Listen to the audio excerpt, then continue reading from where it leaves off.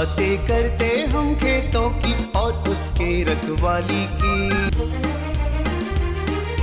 हम बीजों की बातें करते उत्तम जल संसाधन की। हम तकनीकी बातें करते फसलों के उत्पादन की। हर किसान का सपना सच हो जीवन सुखद बनाने को। गाँव-गाँव के हर आंगन का प्यारा सा ये दर्शन। कृषि दर्शन, कृषि दर्शन, कृषि दर्शन, कृषि दर्शन, कृषि दर्शन, कृषि दर्शन, कृषि दर्शन, कृषि दर्शन। किसान भाई बहन मन नमस्कार, जोहार। कृषि दर्शन कार्यक्रम में रौरमन के बहुत बहुत स्वागत है। किसान भाई बहन मन स्वागत तो रहेला और हमेशा रही। तो कार्यक्रम के शुरू करे के आगे चलू हम रौरमन के दिखाती कृषि समाचार।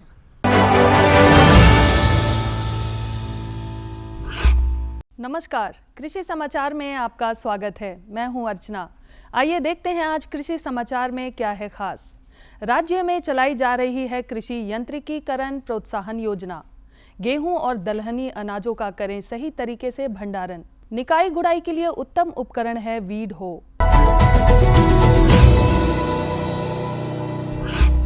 राज्य के किसानों को नई वैज्ञानिक कृषि तकनीकों और कृषि से जुड़ी अन्य विषयों जैसे कृषि उत्पादन, पौधा संरक्षण, पौध प्रबंधन, प्राकृतिक संसाधन, कटाई, कृषि प्रौद्योगिकी, बीमा, बाजार के साथ साथ मौसम संबंधी जानकारियां सूचना प्रौद्योगिकी के माध्यम से पहुंचाने के लिए बिरसा कृषि विश्वविद्यालय के कृषि प्रसार शिक्षा विभाग द्वारा कृषि विशेषज्ञ प्रणाली का विकास किया गया है। ये जानकारियां राज्य के किसान अपनी भाषा जैसे नागपुरी, सांथाली, कुड़ुख, मुंडारी के साथ साथ अंग्रेजी और हिंदी में भी प्राप्त कर सकते हैं।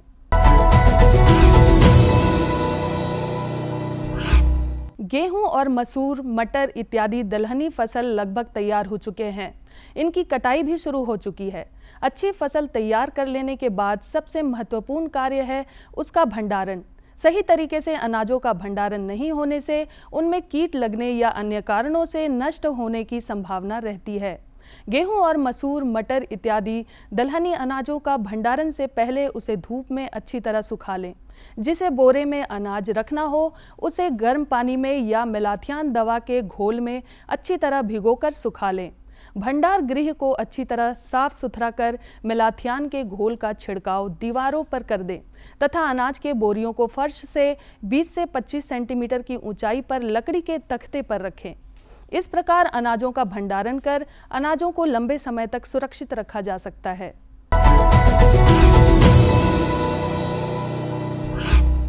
पशुपालकों के लिए सूकर पालन एक बेहतरीन आय का जरिया है। सूकर पालन को कम लागत में ज़्यादा मुनाफा प्रदान करने वाला व्यवसाय माना जाता है। इस व्यवसाय से ज़्यादा लाभ प्राप्त करने के लिए सूकर के उन्नत नस्ल झारसुक का पालन करना बेहतर होगा। सूकर की यह नस्ल BAU रांची झारखंड द्वारा तैयार किया गया है। देशी और ब्रिटिश नस्ल टेम बर्थ नामक सूकर से संकरित और झारसुक नस्ल को विकसित किया गया है। यह नस्ल 8 से 10 महीनों में पूरी तरह से तैयार हो जाता है। साथ ही इसकी प्रजनन क्षमता भी अच्छी होती है। एक बार में 8 से 12 बच्चे तक देती है। इस नस्ल के सूकर पालन में व्यय और श्रम भी कम लगता है। व्यावसायिक दृष्टिकोण से झारसुक नस्ल के सूकरों का पालन करना झारखंड के पशुपालकों के लिए लाभकारी होगा।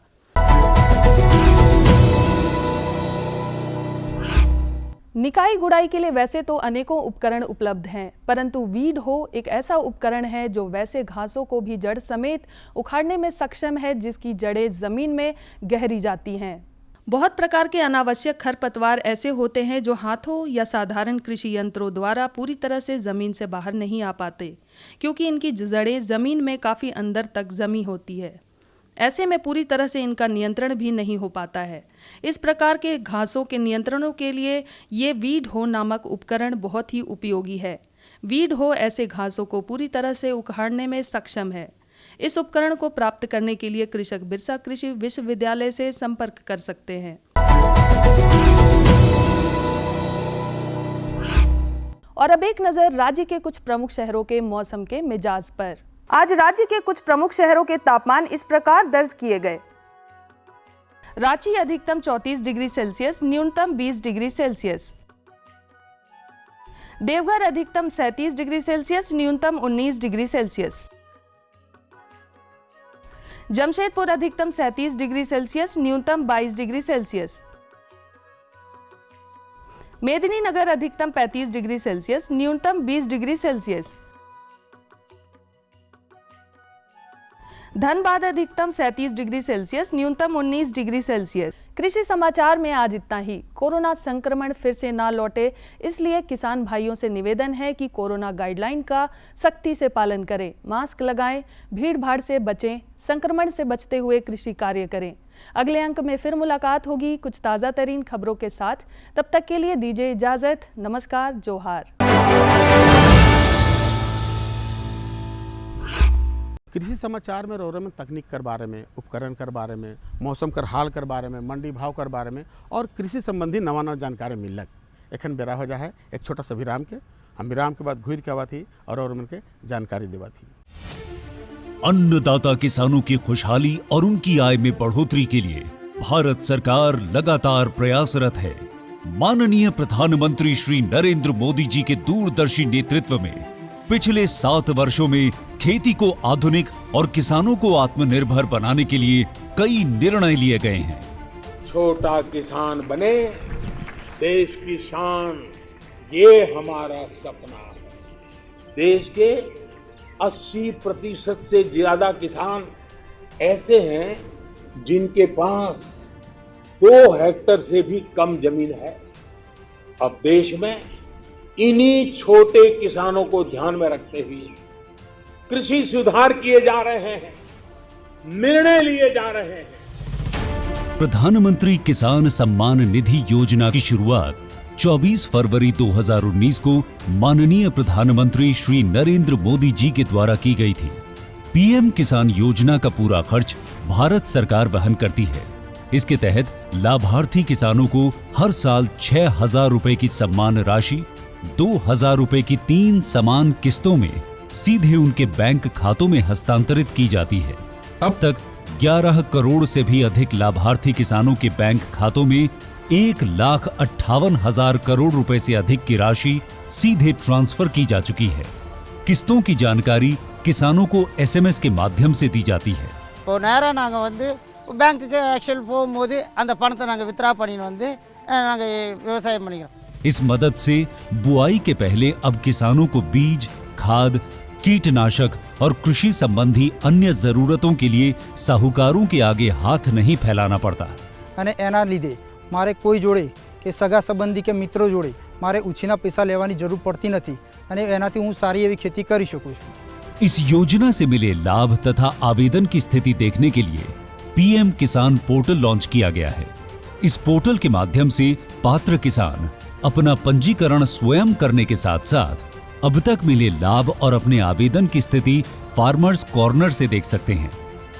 इस योजना का लाभ पात्र किसानों को ही मिल सके, इसके लिए इस प्रक्रिया को फूल प्रूफ बनाते हुए इसे आधार और इनकम टैक्स वेरिफिकेशन के साथ साथ फिजिकल वेरिफिकेशन से भी जोड़ा गया है।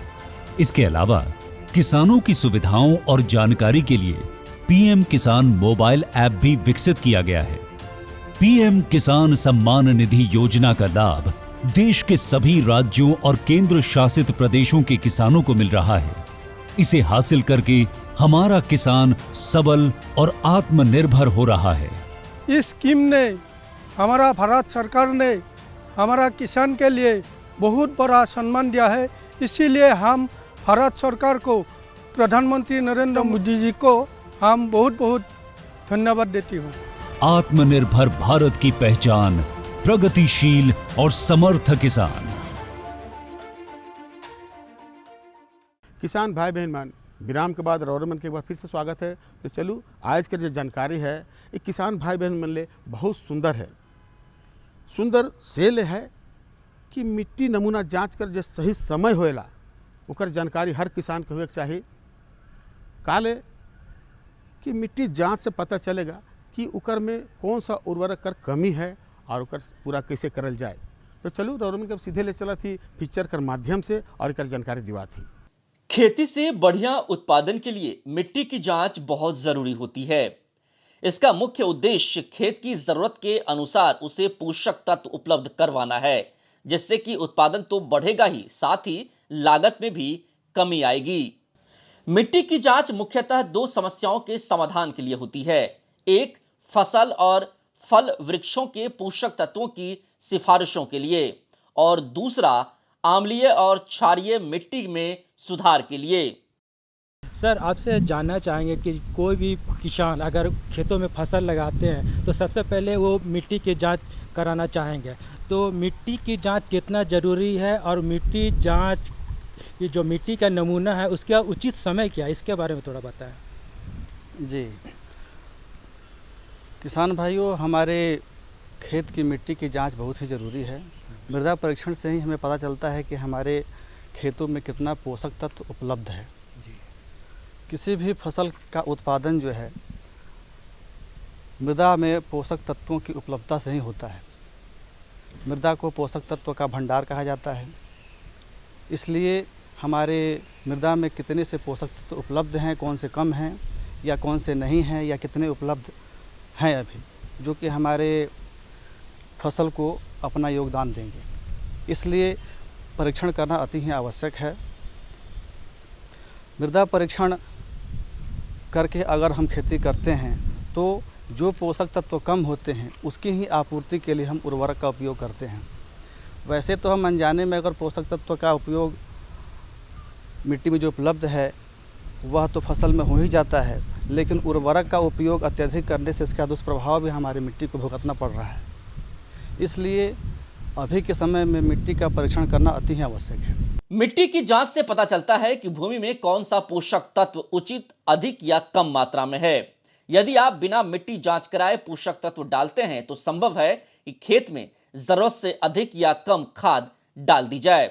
जानकार कहते हैं कि मिट्टी की जांच कराने के दौरान सबसे बड़ी समस्या ये आती है कि किसान समझ नहीं पाते हैं कि आखिर कौन सा समय इसके लिए उपयुक्त है। साथ ही मिट्टी के नमूने की जांच के दौरान किन बातों का ख्याल रखा जाए, ये भी महत्वपूर्ण है। मिट्टी के परीक्षण का सही समय जो है वह अक्टूबर से फरवरी का महीना होता है, पतझड़ के समय। वैसे अगर इस मौसम के अलावा भी हम परीक्षण करना चाहें तो फसल कटने के बाद शुष्क मौसम में परीक्षण के लिए नमूना लिया जा सकता है। खड़ी फसल में भी अगर नमूना लेना हो तो उसके लिए क्यारी से क्यारी की जो बीज की दूरी होती है उससे हम मिट्टी का नमूना ले सकते हैं, क्योंकि अगर मृदा परीक्षण के नमूना सही समय से नहीं लिया जाएगा तो उसका परिणाम भी जो है, जो उसका रिजल्ट आएगा वह उतना अच्छा नहीं आएगा। इसलिए समय देख करके ही नमूना एकत्र करना चाहिए। अब बात करते हैं कि मिट्टी का नमूना हम कैसे लें। मिट्टी का नमूना लेने के लिए सबसे पहले अपने खेत का क्षेत्रफल देखना होता है। मान लें कि अगर हमारे पास 1 एकड़ भूमि है जिसमें खेती करना है तो उस 1 एकड़ ज़मीन में हमें कम से कम 8 से 10 जगह का नमूना लेना होता है। जहाँ से नमूना लेना है वहाँ सबसे पहले वहाँ जो भी घास या पेड़ पौधे के सूखे पत्ते हैं उन्हें हटाकर साफ़ कर लें। उसके बाद अगर हो या फिर कुदाल हो, फावड़ा, खुरपी, ये सब आवश्यक चीज़ें हैं नमूना लेने के लिए।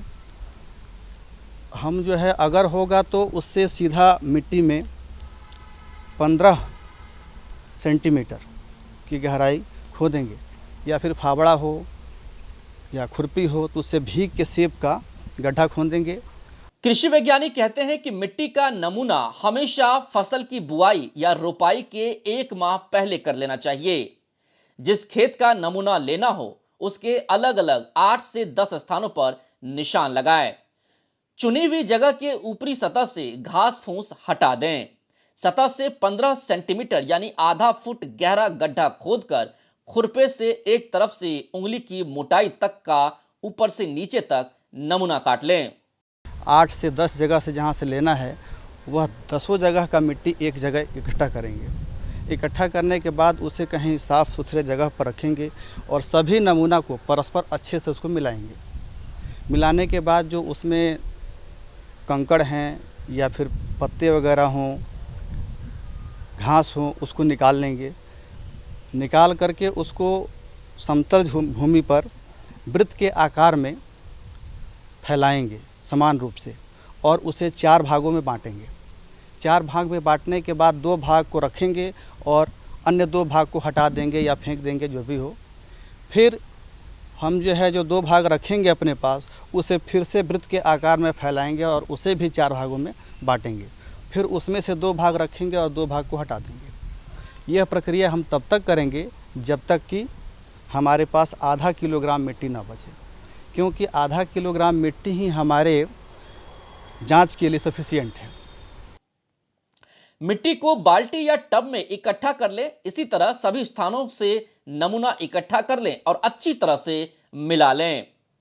अब मिट्टी को फैलाकर 4 भागों में बांट लें। इन 4 भागों में आमने सामने के 2 भाग उठाकर फेंक दें। बाकी बचे हुए भाग को फिर से मिलाकर 4 भाग कर लें और 2 भाग फेंक दें। बची हुई मिट्टी को मिला लें। यह प्रक्रिया तब तक दोहराया जाए जब तक हमारे पास 500 ग्राम मिट्टी शेष बचे। अभी हमारे झारखंड में अगर रामगढ़ के नज़दीक में देखा जाए तो ऐसे BAU रांची, बिरसा कृषि विश्वविद्यालय BAU रांची में होता है। यहाँ राज्य सरकार का जो हजारीबाग में है कृषि विभाग, वहाँ भी यह जांच होता है। और अन्य भी कृषि विज्ञान केंद्र वगैरह में भी लेबोरेटरी है। वहाँ करासा जैसे जतरा में है, गुमला में है, मोराबादी रांची में है। तो वहाँ से हम इसका जांच करा करके और सॉइल हेल्थ कार्ड प्राप्त कर सकते हैं। अच्छा, ये अंत में ये जानना चाहेंगे कि जैसे मिट्टी की जांच है, ये कितना समय लगता है इस प्रक्रिया में, और ये क्या किसान भाई मतलब निःशुल्क करवा सकते हैं या इसके लिए कुछ पैसे भी देनी पड़ती है? जी, ये हम बताना चाहेंगे कि इसमें कोई भी शुल्क नहीं है। यह निःशुल्क सेवा है। यह जांच आप किसी भी जहां बताए हमने क्षेत्र वहां जाके आप कराएंगे किसी भी लेबोरेटरी में, तो वहां से कोई इसका शुल्क नहीं है। आपको निःशुल्क वह सॉइल हेल्थ कार्ड मिल जाएगा। तो किसान भाई बहन मन एखन रोनो के पता लगलक मिट्टी नमूना जांच कर बारे में। अब चलू अपन कार्यक्रम के आगे बढ़ा थी दूसर जानकारी को। फूल कर उत्तम खेती कर बारे में जो जानकारी है उकर बारे में, तो फूल जो है वो हर शादी विवाह, छठी में, पूजा में, ओकेजन में काम आवेला और फूल कर मांग भी बहुत है। तो उसके देखते हुए चलू हमरे रोड में के सीधे ले चला थी हमारे जो विशेषज्ञ साहब हैं उनके पास और फूल कर जानकारी दिवा थी। आज हम कृषि विज्ञान केंद्र विशुनपुर गुमला में हैं और हमारे साथ हैं यहाँ के कृषि वैज्ञानिक डॉक्टर सुनील कुमार, जिनसे हम बातचीत करेंगे और जानेंगे कि फूलों की उन्नत एवं वैज्ञानिक खेती किस प्रकार से की जाए। आपका हमारे कार्यक्रम में बहुत बहुत स्वागत है। सबसे पहले तो हम आपसे यही जानना चाहेंगे कि फूलों की उन्नत एवं वैज्ञानिक खेती हमारे किसान भाई किस प्रकार से कर अधिक से अधिक लाभ प्राप्त कर सकते हैं। किसान भाई सभी को जोहार। मैं डॉक्टर सुनील कुमार, कृषि विज्ञान केंद्र गुमला विकास भारती बिशनपुर में उद्यान वैज्ञानिक के रूप में कार्यरत हूँ। किसान भाई जैसा जानते हैं कि झारखंड बागवानी प्रधान राज्य है, जिसमें कि फूल की खेती की अपार संभावनाएं हैं। अगर फूल में आप गेंदा की खेती करेंगे, जरबेरा की खेती करेंगे, गुलाब की खेती करेंगे, तो आपको कम समय में अधिक मुनाफा के रूप में आप आमदनी अर्जित कर सकते हैं। यहाँ की मिट्टी बहुत अच्छी उपयुक्त है फूल की खेती के लिए। गेंदा की खेती करें, इसमें कम खर्च में अधिक आमदनी प्राप्त कर सकते हैं। सबसे पहले है कि हम लोग को उन्नत किस्म की चयन करनी पड़ेगी।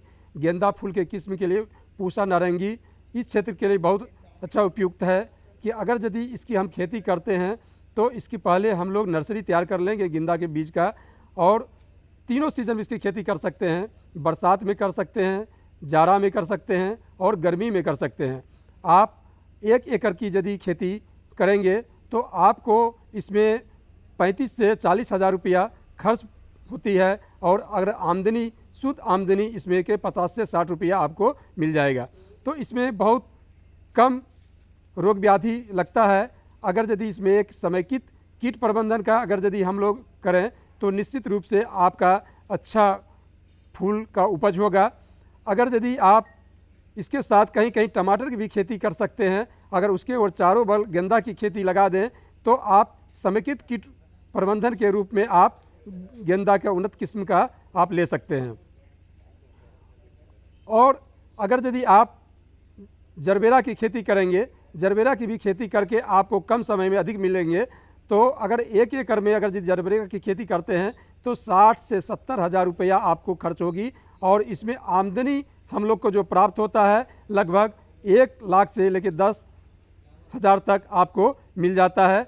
तो आप गेंदा की खेती करें, जरबेरा की खेती करें। खासकर हम लोग गुमला ज़िला में अभी कृषि विज्ञान केंद्र की ओर से हम लोग 2 एकड़ में गेंदा की खेती करवाए थे, जो कि पूसा नारंगी का बीज मंगवा करके, तो बहुत अच्छा किसान यहाँ से उपज ले रहे हैं और इसको हम लोग मार्केट में लोकल बाज़ार में हम लोग बेचते हैं। और आपका जहाँ पे आपका मंदिर है, मंदिर में भी वहाँ जा कर के सेल करते हैं। तो हम लोग यहाँ से 10 से 12 रुपया केजी प्रति केजी की दर से हम लोग गेंदा की खेती सेल कर रहे हैं और गेंदा की खेती करके किसान अधिक मुनाफा कमा रहे हैं। तो आप निश्चित रूप से यहाँ की मिट्टी जो है अच्छी है, उसमें कर सकते हैं। रोग व्याधि भी बहुत कम लगता है।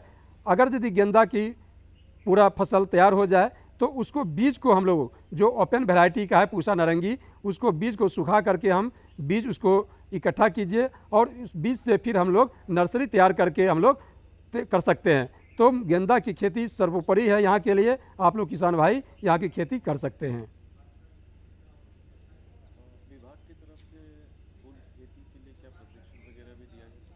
हमारे कृषि विज्ञान केंद्र में हम लोग को फूल की खेती के लिए 1 सप्ताह के लिए हम लोग प्रशिक्षण देते हैं।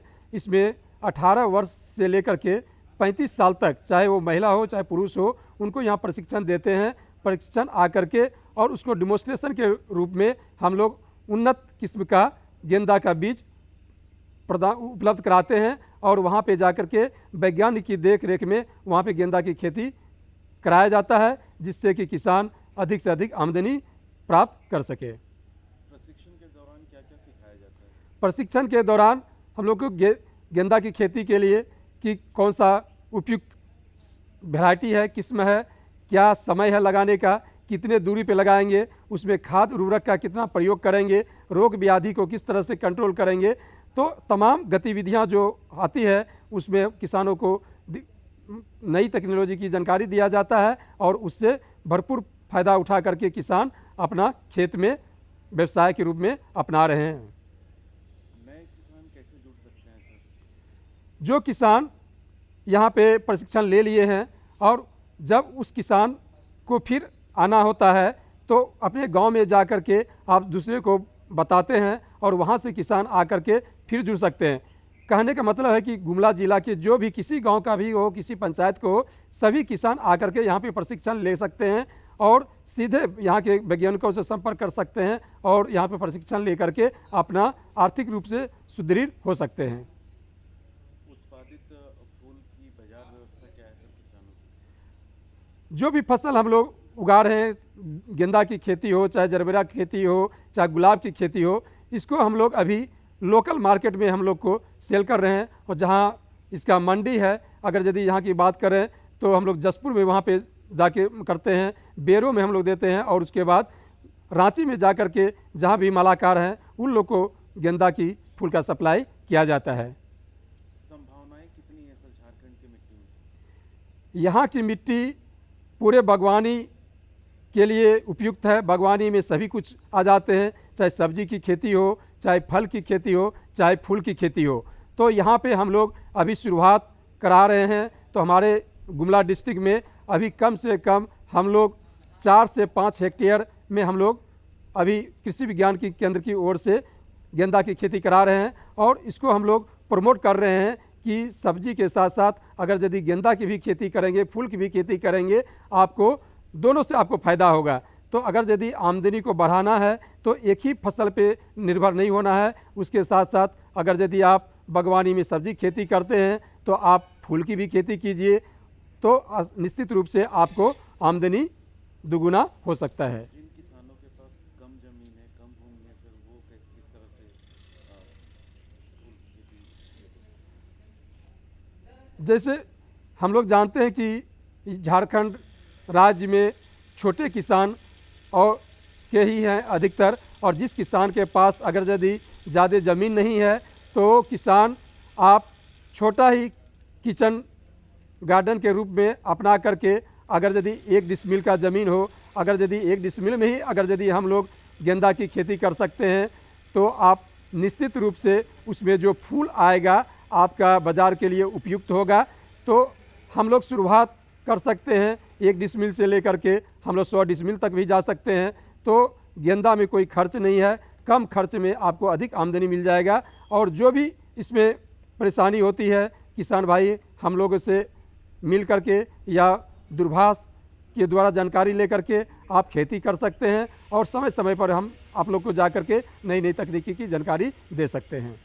तो देखो आज रौरेमन के हम 2 गो जानकारी देली, मिट्टी नमूना जांच कर बारे में और फूल उत्पादन कर बारे में। ये 2 जानकारी कैसे लगलक बेस है नहीं। तो इसने जानकारी लाइन कर तो हम रौरेमन के देवीला और साथे कहिला कि रौरेठिन कोई अगर जानकारी है या हमारे को जानकारी चाहिए तो पता के जरूर लिखू। पता है कार्यक्रम कृषि दर्शन द्वारा केंद्र निदेशक दूरदर्शन केंद्र रातू रोड रांची और पिन कोड संख्या जरूर लिखब है नी।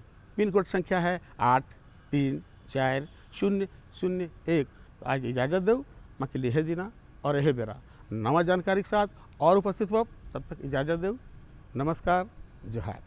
हम बीजों की बातें करते उत्तम जल संसाधन की, हम तकनीकी बातें करते फसलों के उत्पादन की।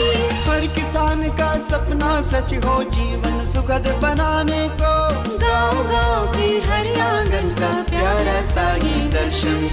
कृषि दर्शन, कृषि दर्शन, कृषि दर्शन, कृषि दर्शन, कृषि दर्शन, कृषि दर्शन, कृषि दर्शन, कृषि दर्शन।